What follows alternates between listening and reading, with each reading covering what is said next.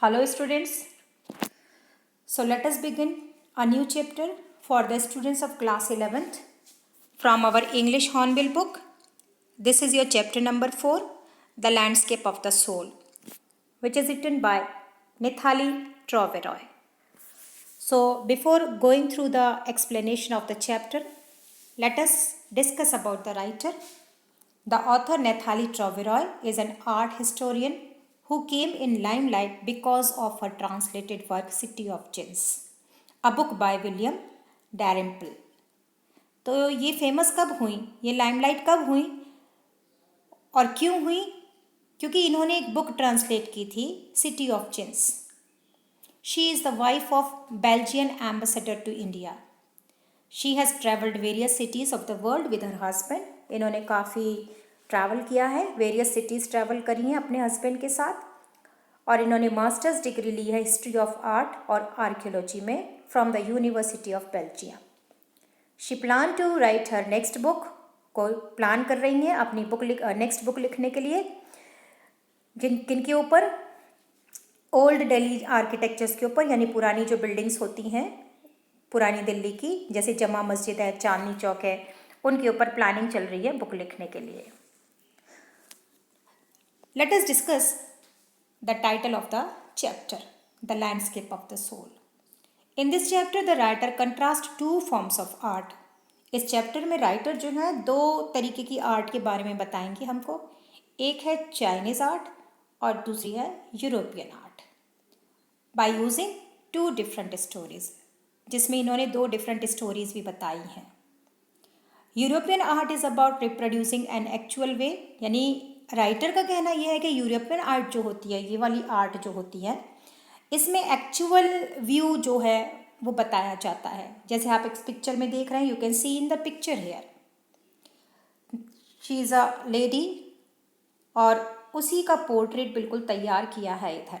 So this is Chinese art, कि actual view जो होता है वो तैयार करना.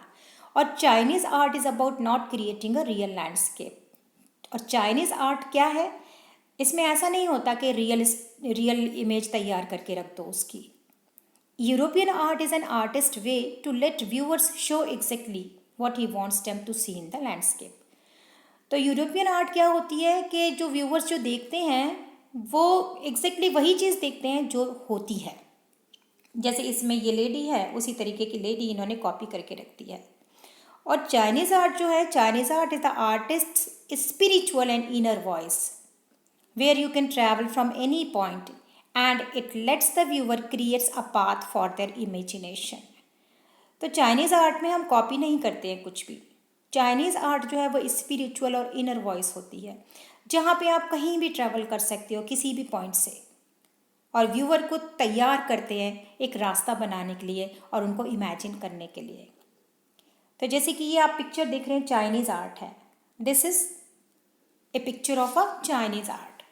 तो इसमें जो लैंडस्केप तैयार किया गया है, ये जो पेंटर है उसने खुद तैयार किया है, कहीं से कॉपी नहीं किया है, अपने आप बनाया है अपनी इमेजिनेशन के साथ, और किस तरीके से बनाना चाहिए वो सोच कर. और फिर उसमें वो ट्रैवल करेगा, यानी इमेजिन भी करेगा कि यहाँ मैं रहता हूँ, ये मेरी जगह है. इस तरीके से वो इमेजिन भी करता है. And you can travel from any point. तो राइटर ने दो तरीके की स्टोरीज़ यहाँ पे बताई हैं, जिसमें उन्होंने एक यूरोपियन पेंटर के बारे में बताया है और दूसरा चाइनीज़ पेंटर के बारे में भी बताया है. और दोनों का डिफरेंस बताया है कि डिफरेंस क्या होता है. एक का डिफरेंस ये है कि एक्चुअल व्यू तैयार कर दिया, और दूसरा ये है कि एक्चुअल व्यू तैयार नहीं होता है, इनर जो चीज़ होती है वो पेंटर तैयार करता है. So let us start a chapter. A wonderful old tale is told about the painter Wu Daozi who lived in the 8th century. कहानी स्टार्ट हो रही है, यानी चैप्टर जो है वो स्टार्ट होता है कहानी से. एक पुरानी कहानी, old tale, is told about the painter Wu Daozi, जो कि किसके बारे में है? वू दाउजी एक पेंटर थे, 8th सेंचुरी के पेंटर रहे. His last painting was a landscape commissioned by the Tang Emperor Zhuangzong to decorate a palace wall. उनकी जो लास्ट पेंटिंग थी वो एक लैंडस्केप जो बनाना था उनको, वो कमीशन किया गया था, यानी किन्होंने कहा था उन्हें बनाने को? टैंग एम्परर जुआंगजोंग ने उनको कहा था कि भाई मेरी दीवार पर लगाने के लिए, मेरी दीवार को डेकोरेट करने के लिए एक अच्छी सी पेंटिंग तैयार करो।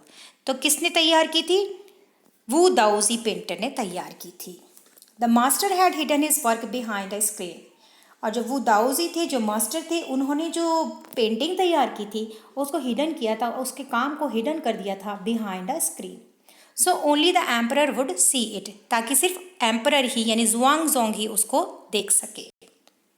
For a long while the emperor admired the wonderful scene, discovering forest, high mountains, waterfalls, clouds floating in an immense sky, man on hilly paths, birds in flight. काफ़ी देर तक एम्परर जो था वो उस पेंटिंग को एडमायर करता रहा, यानी उसकी तारीफ़ करता रहा। क्या तारीफ़ की उसने? उसने बहुत सारी चीज़ें बताएं। डिस्कवरिंग फॉरेस्ट जो था, अरे बहुत बढ़िया तैयार किया है, ऊंचे ऊंचे पहाड़ कितने अच्छे लग रहे हैं, झरना बह रहा है, ये सारी चीज़ें उसने एडमायर करी काफ़ी देर तक। For a long while the emperor admired the wonderful scene, जिसमें उसने बर्ड्स भी बताए हैं, यानी सीनरी जो बनाई है बहुत ही अच्छी तरीके से तैयार की है। Look sire, said the painter, in this cave at the foot of the mountain dwells a spirit. तो जब वो उसे एडमायर कर रहा था, जो एम्परर है जुआंगजोंग पेंटिंग को एडमायर कर रहा था, तो उसने क्या कहा पेंटर ने? ये पेंटर जो है उसने कहा कि लुक सायर, देखो महाराज, इस केव में, गुफा में, यानी जो पेंटिंग उसने बनाई है उस गुफा में, at the foot of the mountain, mountain के फूट के नीचे की तरफ, डुअल्स अ स्पिरिट, एक स्पिरिट रहती है। The painter clapped his hands and the entrance to the cave open, और पेंटर ने अपने ताली लगाई, ताली बजाई, और केव का जो दरवाज़ा था वो खुल जाता है। Inside is splendid, the inside is splendid, splendid means very impressive, beyond anything words can convey. बाहर का, अंदर का जो नज़ारा था वो बहुत ही स्प्लेंडेड था और हम उसको शब्दों में जाहिर नहीं कर सकते हैं। Please let me show your majesty the way, चलिए महाराज मैं आपको इसका रास्ता दिखाता हूँ। The painter entered the cave but the entrance closed behind him. तो पेंटिंग जो थी बहुत स्प्लेंडेड थी, उसने ताली बजाई, दरवाज़ा खुला, पेंटर जो था वो केव के अंदर घुस गया। But the entrance closed behind him, लेकिन दरवाज़ा जो था वो बंद हो गया उसके पीछे। जैसे ही वो अंदर घुसा, दरवाज़ा बंद। And before the astonished emperor could move a utter word, the painting had vanished from the wall. और इससे पहले कि जो एम्परर था वो सरप्राइज्ड होता, एस्टोनिश्ड होता और कुछ कहता, पेंटिंग जो थी वो दीवार पे से गायब हो गई। Not a trace of Wu Daozi's brush was left, मतलब उसका निशान भी नहीं रहा। वू दाऊजी का जो ब्रश होता है, उसका जो कलर होता है, उसका भी निशान उस दीवार पर नहीं था, सब कुछ गायब हो गया था। And the artist was never seen again in this world, और ये वू दाऊजी जो थे वो कभी भी दोबारा दिखाई नहीं दिए। Such stories played an important part in China's classical education, और इस तरीके की जो कहानियाँ होती हैं वो बहुत इम्पॉर्टेंट होती हैं, बहुत इम्पॉर्टेंट पार्ट है इनका चाइना की क्लासिकल एजुकेशन में, पढ़ाया जाता है इनको। The books of Confucius and Zhuangzi, इनकी जो बुक्स हैं कन्फ्यूशियस की और जुआंगजी की, are full of such stories, इनमें ऐसी कहानियाँ बहुत दिखाई देंगी। किनकी बुक्स में? कन्फ्यूशियस और जुआंगजी की जो कहानियाँ हैं, इनकी जो बुक्स हैं, इनमें ये कहानियाँ अक्सर दिखाई देंगी। As they help the master to help and guide his followers in the right direction. These stories were considered to be deeply revealing of the spirit just like the art, और ये जो कहानियाँ होती हैं वो डीपली, मतलब सब चीज़, जितने भी राज होते हैं वो खोल कर रख देती हैं, revealing of the spirit just like the art.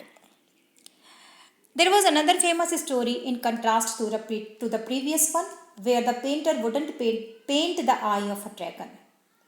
He feared that the dragon would fly out from the painting.